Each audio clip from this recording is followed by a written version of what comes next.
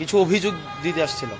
অভিযোগটা মানে কোন সেক্টর ওয়ারি? না, এগুলা হচ্ছে এখনো পর্যন্ত কনফিডেন্সিয়াল, তো এগুলা জানা যাবে, মিডিয়াতে আসবে। অভিযোগ কি কোনো ব্যক্তি নিয়ে নাকি দুদকের বিরুদ্ধে সরাসরি?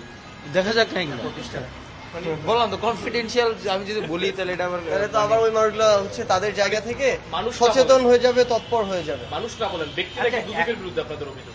না, দুদকের বিরুদ্ধে না। পট পরিবর্তনের পরে দুদকের কার্যক্রম নিয়ে এই কমিশন আসার পর আপনাকে সন্তুষ্ট বা যেভাবে তারা কাজ আমি ওইভাবে অ্যানালিসিস করিনি। আজকে আমি আসছি দ্বিতীয়বারের মতো, আমি কিছু অভিযোগ নিয়ে আসছিলাম।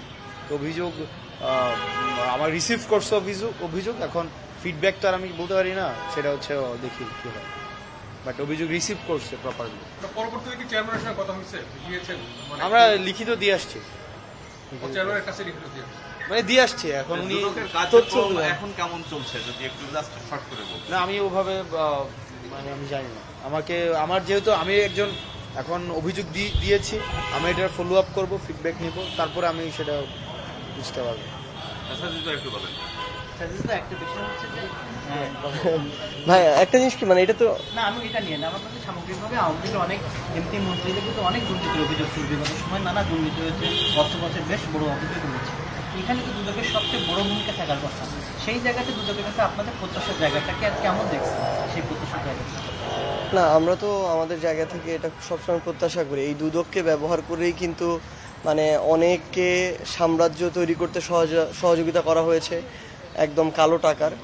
আবার অনেক ভালো মানুষকে এটার মধ্যে দিয়ে বছরের পর বছর ধরে ভোগান্তিতে রাখা হয়েছে, অস্বস্তিতে রাখা হয়েছে। তো সেই জায়গা থেকে আমরা চাই দুদকের মতো ফাংশন করুক। এবং এখানে নতুন চেয়ারম্যান সাহেব এসেছেন, ওনার সম্পর্কে আমরা যতটুকু আগে জেনে এসেছি ভালো জেনে এসেছি, এখন আমরা কাজের মাধ্যমে সেটা দেখতে চাই। আমাদের কাছে এরকম কিছু তথ্য এসেছিল যেগুলো আসলে হাসনাত তার জায়গা থেকে সেই তথ্যগুলো আমরা তাকে দিলাম, কারণ এটা খুব স্বাভাবিকভাবেই আমাদের কাছে যদি এমন কোনো তথ্য আসে যে তথ্যগুলো আমাদের মানে কিছু মানুষ আবার হচ্ছে তাদের জায়গা থেকে বেশ কিছু করে আমাদের জায়গা থেকে কোনো মানুষকে বিব্রতকর পরিস্থিতিতে ফেলতে চায়, ভালো মানুষগুলোকে আবার অস্বস্তিতে ফেলতে চায়, কিংবা খারাপ মানুষগুলো পার পেয়ে যেতে চায়, এইগুলো তো আমরা আর চাই না। সেই জায়গা থেকে আমাদের কাছে কিছু তথ্য ছিল, আমরা এগুলো দিয়েছি, আমরা সেই ফলো আপগুলো এখান থেকে নিব। না, এটা আমাদের ব্যক্তিকেন্দ্রিক না, এটা আরও হচ্ছে মানে ব্যক্তিকেন্দ্রিকের মধ্যে সীমাবদ্ধ না, একটু বড়। তো এটা হতে পারে প্রতিষ্ঠান কেন্দ্রিক বা আরও অন্যান্য এরিয়া কেন্দ্রিক কিছু বিষয়গুলো হচ্ছে, যেগুলো আমরা এখন প্রত্যাশা করি না। তো সেই বিষয়গুলো সম্পর্কে যে তথ্যগুলো এসেছিল এগুলো উপস্থাপন করতে এসেছিলাম।